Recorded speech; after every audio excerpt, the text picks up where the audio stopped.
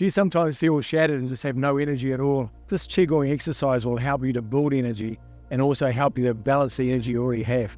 It's a very famous exercise from the Dao Yin walking set of exercises, and I'll show you how to do it. So we're going to start off. You're going to bring your right foot forward, and we're going to mirror you. So bring your right foot forward, and you're going to put your palm of your hand, your right hand, with your palm facing towards your heart through your chest. The other hand is facing towards the ground. The fingertips face towards the ground, and you're going to look up. Yep.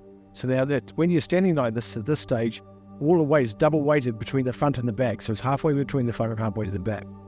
Then you're going to move. You're going to turn, and the palm's going to go towards the back. The back hand's going to go to the back of the leg, the back of the knee joint. Then you're going to bring the hand back round to the front, and you're going to look up.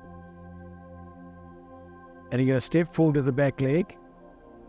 You put your heel down, then the side of your toes, little toe to big toe, and then you're going to turn and face the other way. And now the hand comes up to the heart, and the other hand faces to the crease of the back of your leg.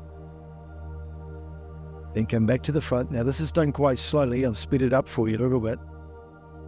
And when you want to do this yourself, you want to do a 30-second gap in between each step.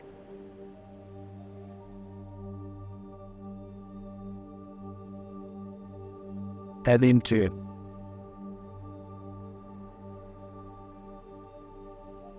Very good.